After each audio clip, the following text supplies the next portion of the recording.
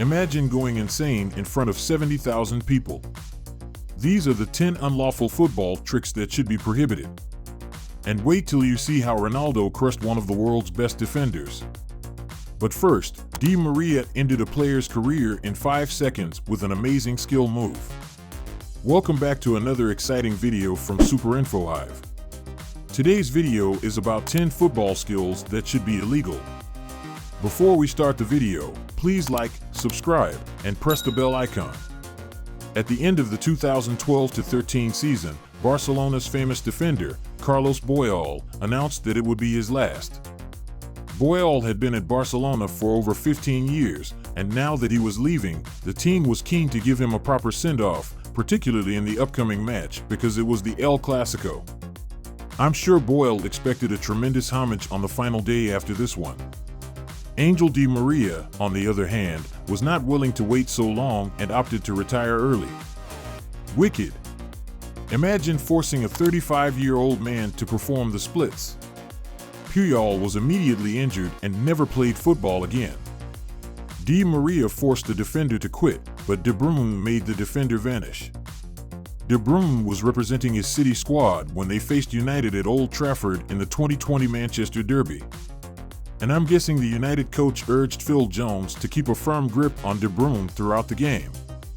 De Bruyne, on the other hand, had him chasing shadows. And he still managed to score with it. De Bruyne owned Jones. As bizarre as this sounds, it was only one man. Mesut Ozil was slipping 2 men at the same moment. Arsenal went to Rasgrad Ludogorets away from home in their last group stage fixture of the 2016-17 Champions League, knowing they had to win.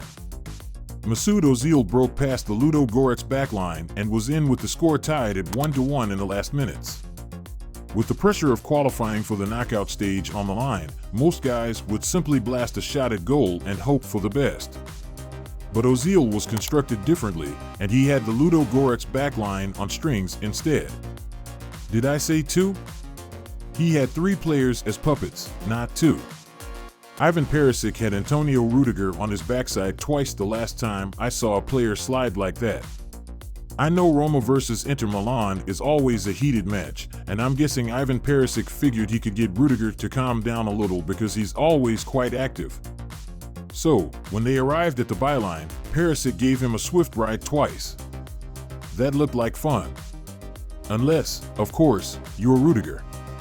And, as intriguing as this appears to be, I don't think it beats the time. Coutinho offered a guy a 3-second tour of Anfield. That body feint should be against the law, guy. Whoa.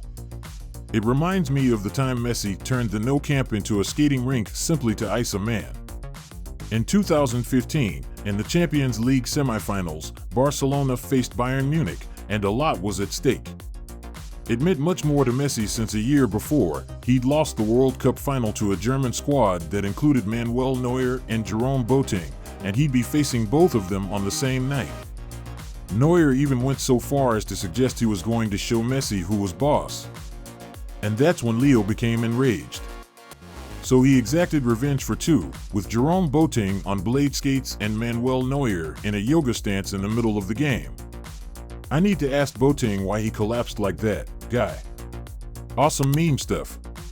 Surprisingly, this is most people's memory of Messi's most famous dribble from that season.